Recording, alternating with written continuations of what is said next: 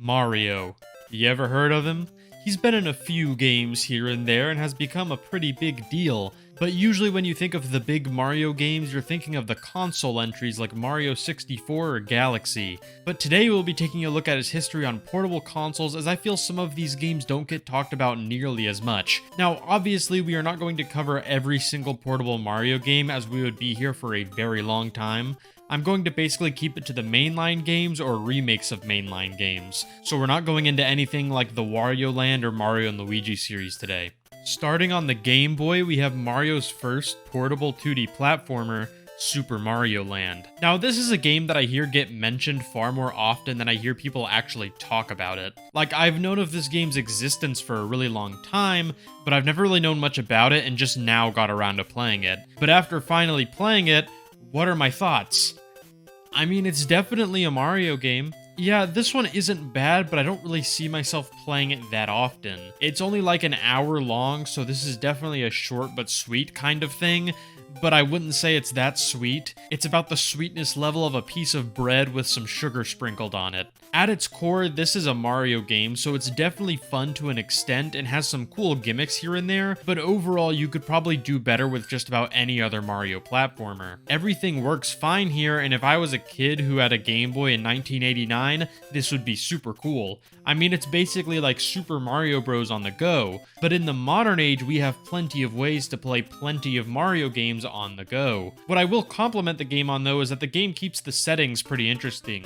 You go through an Egyptian area, you go to an area that has a bunch of those Easter Island heads, and even this Asian-inspired world. The game also has a bunch of original enemies. Like, the Goombas are here, the Koopas are kind of here, not exactly sure, because instead of turning into a shell when you hit them, they just turn into a bomb. But other than those two, basically all of the enemies and bosses are unique to this game, which is super cool. This was also the introduction of Daisy before she would be doomed to only be in spin-offs for like 30 years. So yeah, this game is fine. Is it a must-play? Not really, but I don't think it would do you any harm to play it.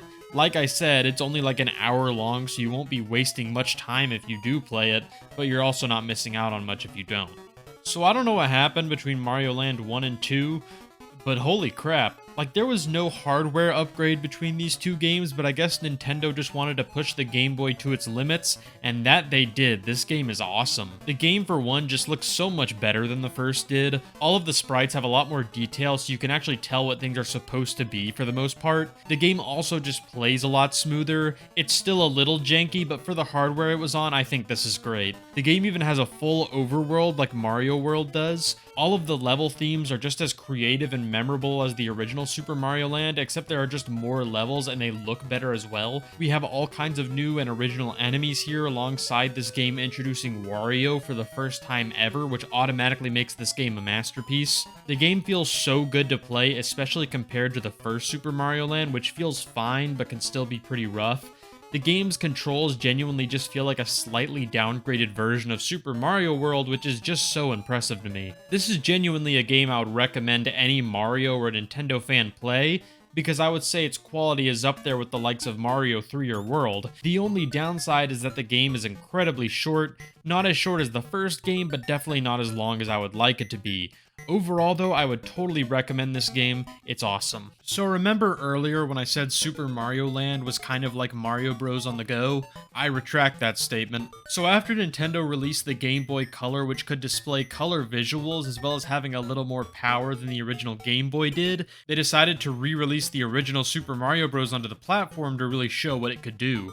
Now, as far as the main game itself goes, yeah, it's just Mario Bros. There is a world map now, which I think is a fun little addition. Oh yeah, and there is some abysmal screen crunch. Yeah, this game is super zoomed in to accommodate the screen size of the Game Boy, and I mean, it's playable, but it can also be really hard to see things coming since the game was designed for more screen space in mind. The game requires you to take a lot more leaps of faith now, which is just never really fun unless you know the levels well, which I'll be honest, I only play the original Mario Bros. Like once every few years when I'm really bored. But what I find to be really cool about this game is that the little deluxe part of the title there isn't for nothing. There's actually a pretty good amount of extra content here with the special challenge levels, which add new challenges to the classic levels. We have a versus mode, which I didn't personally play, but it looks pretty fun. There's the lost levels here as well, just as annoying as they always were, and we have You versus Boo, which is like a single player versus mode where you have to race a Boo to the goal. All of these additions are great, and in my opinion would make this the best version of Super Mario Bros. If it weren't for the screen crunch. I don't like nitpicking about details like this, but it is so extreme in this game that it really does affect how fun the game is in my eyes. It's a great port, especially back then, but if you just want to play Mario, you're better off with the original. After Super Mario Bros. Deluxe, Nintendo decided to sort of continue the idea of re-releasing the older Mario games on their next big portable system, the Game Boy Advance. This saw the release of 4 Mario games under the Super Mario Advance series, which all contained a remake of one of the NES or SNES Mario games. I could talk about all of these games individually, but ultimately these are just re-releases of older games, so there's not that much to talk about. The first Super Mario Advance game was a remake of Super Mario Bros. 2, which was pretty similar to the version in Super Mario All-Stars, but the game did add some new features, like how some of the enemies are big now. A lot of the sprites do a lot more stretching and stuff to show the capabilities of the GBA, since this was a launch title. Whenever you do the charge jump, Mario now does a backflip instead of just jumping higher. And this guy is here now. I don't know why this guy is here. I don't think he ever shows up again after this level in any game. Pretty cool addition. The characters also talk non-stop in this game. You also get this remake of the original Mario Bros. Arcade game included. It comes with all of the Mario Advance games actually, and it's a pretty good remake, so that's nice. So for the sequel to Mario Advance, you would think that they would just go in order of the next game released and just release Mario 3, but no. Mario Advance 2 is Super Mario World, and Mario Bros. 3 is actually Mario Advance 4, and Mario Advance 3 isn't even a Mario game. So the Mario World remake and Mario Advance 2 is literally just the same game as the original. Yeah, there's some small changes like the game being a little more washed out. There's a nice little opening cutscene, which is pretty cool. And you can play as Luigi, who has his higher jump and slippier movement. But besides that, yeah, it's just Super Mario World. The screen is a little zoomed in due to the smaller screen size of the GBA, which actually goes for all of the Mario Advance games. It can get annoying in certain parts, but it's not awful and nowhere near as bad as Super Mario Bros. Deluxe. So the next game in the Mario Advance series would be Yoshi's Island. Now, honestly, if this game wasn't a part of the Mario Advance series, I probably wouldn't talk about it in this video, since it's technically a remake of a Yoshi game, but it does have that little extra part of the title up there, so I'm just going to count it. Much like the last game, this is pretty much just a one-to-one port of the original. There were like 6 bonus levels added, which is cool, but that's about the only big change I noticed. I'm sure that there's some graphical changes here and there just due to the differences between the GBA and the Super Nintendo, but overall this is just a pretty solid port of Yoshi's Island. So the final game in the Mario Advance series is Super Mario Advance 4, Super Mario Bros. 3. What a title. So basically this game is a re-release of the Super Nintendo version of Mario Bros. 3. For the most part, that's all it is, but we do have one addition that completely changes the way I looked at the game. So when this game first released, you could unlock a bunch of bonus levels by using Nintendo's big failed gimmick, the e-reader. If you're into the Nintendo side of YouTube at all, you probably know what these things are, but if you don't, they were basically cards you could scan into a card reader you insert into the GBA. This could give you things like Game & Watch or NES games to play on your GBA, but if you use certain ones with Mario Advance 4, you could unlock new levels. The e-reader was a huge failure though, so most people had no clue about these levels, but with the eventual re-releases of the game on Wii U and Switch, these levels were included with the game. If we are talking just the main game, this game isn't really all that special, but with these new levels added in, we have a really cool Mario game. While a good chunk of these are just new or harder stages for the game, some of them include elements from the other Mario Advance games. You have the vegetable things from Mario 2, some stuff from Yoshi's Island, and a bunch of different enemies and level elements from Mario World. It even has the cape power-up, which is just super cool. If you're going to play any of the Mario Advance games, I would definitely check this one out just because of the e-reader levels. Overall, these are fine versions of these games, but ultimately just due to the screen crunch, I think it is better to play the originals or the All-Stars versions of 2 and 3, unless you want to play those e-reader levels. Those are super cool. So after Super Mario Bros. Deluxe and the Super Mario Advance series, Nintendo decided to continue the trend of remaking the mainline Mario games on their portable systems with Mario 64 DS. Now, this one is a pretty big deal compared to the others because this was the first full 3D Mario game on a handheld. As far as how the game runs and looks, it actually fares pretty well, especially for the hardware it was on. The game feels smooth and all of the graphics, while very pixely, look a lot less polygonal and awkward like the original did. On top of this, the game adds all kinds of new content like new levels, new stars in older levels, and even new playable characters. Some of these changes can make the game a little less straightforward than the original. Some abilities have been locked to certain characters, meaning that instead of just going from star to star, you have to unlock the characters and switch between them depending on what you want to do, which can make some things a little more tedious. But overall, I would say that these changes are good, as for the most part, it's just new content to play through, which I won't complain about. But I think the true problems with this game come from the fact that the DS only has this. You see, Mario 64 is a game that was made specifically for using the capabilities of the new control stick, which gave you full 360-degree control. So when you try to remake a game with that freedom of movement in mind and then limit it to a D-pad, it just doesn't work. There is now a run button, which just feels so weird in a 3D Mario game, and honestly, you're running most of the time in this game, so you practically always have it held down. I get that they made this remake to show that the DS could do 3D games, and while it does the 3D part well, it just doesn't do the Mario 64 part very well. I would love to see Nintendo release a version of Mario 64 with all of this content in it, but I just don't really think it's going to happen. It's sad to see a game with some fun ideas get locked behind the simple issue of being on the wrong system. I would totally recommend this game if it weren't for these issues, but ultimately I would just have to say that the original Mario 64 is just the better way to go. Now, I know that nowadays the new Super Mario Bros. Series gets a lot of flack for being boring and generic, which it is, but I think when talking about the original game, it's a little unfair to criticize it because future games copied what it did. At the time, New Super Mario Bros. Was a huge deal, and rightfully so.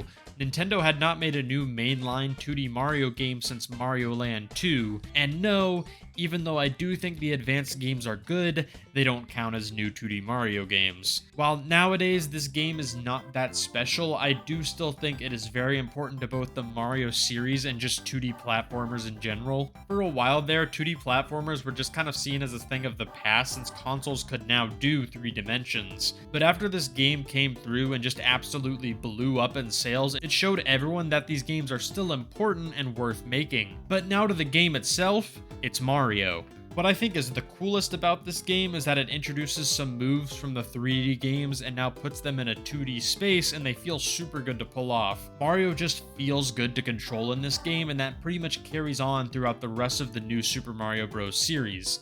I think that the game has an alright power-up selection. Fire Flower is a must-have, and the rest are all newcomers. We have the Mega Mushroom, which is really more of a gimmick than anything. The Mini Mushroom is kind of the same. There are some uses for the Mini Mushroom in the levels, but most of them feel forced so they could justify the inclusion of it in the game. There is also the Blue Shell. I like the Blue Shell. Honestly, other than that, I don't have a whole lot to say about this game. I mean, it's definitely good and I would recommend it, but we will get into more of the problems with this series later in the video. Super Mario 3D Land is a game I've talked about before on the channel in my video on that game alongside its sequel, so if you want to hear me talk a little more in depth about that game and its sequels, then I would recommend checking that video out, after you finish this one of course. So what's cool about Mario 3D Land is that it's the first fully original portable 3D Mario. While Mario 64 DS is still pretty cool just because they got that game running on the DS, it is still a port of an older game while the 3DS got its own original adventure. The movement in this game feels just about as smooth as any other 3D Mario game, which is mainly due to the fact that the 3DS had the circle pad instead of just the D-pad. You can do all of the usual Mario stuff like your backflips and wall jumps, and it all works pretty well. The levels themselves are pretty fun. They're all designed well and offer what I can only describe as simple Mario fun. None of the levels really do anything that crazy or memorable, but they all at least offer a fun experience. I think how much you enjoy this game depends on how you look at it. On one hand, it is pretty generic and can get pretty boring if you play it for a long time, but on the other hand, there is nothing necessarily wrong with it, and if you just want a simple Mario game to play, then this will do just fine. I think it's especially hard to look back on this game now because we basically have all of the 3D Mario games available portably, which includes 3D World, which is basically just 3D Land but better. All of the level themes in this game have just been done to death, so there just really isn't anything cool or new to look at. I mean, say what you will about 64DS, but even that remake had more original ideas than this completely new game had. This isn't me trying to say that this game is awful or anything, I actually really like it, but looking back on it now, I think it's just sad that there is nothing about this game that really makes it special compared to the other Mario games. Even its big power-up that is right on the front of the box and used in all of the marketing is just a reused one from Mario Bros. 3. Like I said, this is a solid game, but I just can't really see myself saying that this is some sort of must-play for Mario fans. You know how I said that last game was generic? Yeah, I take it back. New Super Mario Bros. 2 is the third entry in the New Super Mario Bros. Franchise. Come on, man, I thought we were done with this. So the last New Super Mario Bros. Game we talked about was the first game and was overall just a fun revival of the 2D Mario series. But when this game came out, they had already done this twice, and in a few months they were going to do it 4 times. This game genuinely introduces barely any new ideas or gimmicks or anything. It's just the most bare bones, squeaky clean, brand recognizable Mario game out there. You see, this game's whole gimmick is coins and lots of them, which could be cool if the coins actually did anything. They serve no new purpose. They just do the same thing they've done since the original Mario Bros. The game introduces a new power-up with the golden flower that turns things into coins, and rings that makes enemies make coins, and blocks that go on your head that give you more coins. This is fine, and collecting the coins can feel satisfying for a little bit until you realize that there is no reason to do it. They just made a Mario game and realized it was boring, and then slapped the most bare-bones gimmick possible onto it. Oh yeah, and the Super Leaf is back. I think that if they wanted to make the coins actually mean something, they should have introduced something like a shop to spend your coins at. Maybe the shop could have unlocked new playable characters, or maybe they could have had secret levels that cost a lot of coins to unlock, but no. And I think the worst part about all of this is that the game really isn't bad. It's just so generic and so similar to all of the other New Super Mario Bros. Games that there is really no good reason to go back to it. Especially since I think that all of the other New Super Mario Bros. Games are better than this one. Now, Mario Maker 3DS is, in my opinion, a fine game, but also just sort of weird. Don't get me wrong, it makes complete sense why it exists because Mario Maker was a huge deal on a console that was far from that, so they put it on a console that had an actual player base, which, like I said, makes complete sense. But it becomes weird when you realize that you can't upload levels online like you could in Mario Maker. You can play levels uploaded from the Wii U version, so it's just kind of weird that you can't upload levels from this game and can only share them via Street Pass. The only other difference is that we have some levels made by Nintendo in this game, so if you just want a simple Mario game on your 3DS, that's here too. Other than that, this game is pretty much identical to the Wii U version, but just with some graphical downgrades. It is pretty funny to see the new Super Mario Bros. U style running on a 3DS, because I mean, they had New Super Mario Bros. 2. They could have just used that. Honestly, they probably could have added some themes that are more in line with the history of portable Mario, like Mario Land 2 or something to make this game stand out more on its own. But the way it is now, it's just an alright port of Mario Maker. Now, we could keep this video going on for even longer by talking about the Switch games, but in all honesty, all of the handheld Mario games coming out on the Switch are just the big console games. I think it's really cool that we're at a point where there's no difference between a portable or home console Nintendo game, but I think these older handheld games are still important nonetheless because these games showed everyone what was possible on a handheld console. Except for maybe New Super Mario Bros. 2. I don't think anyone learned anything important from that game.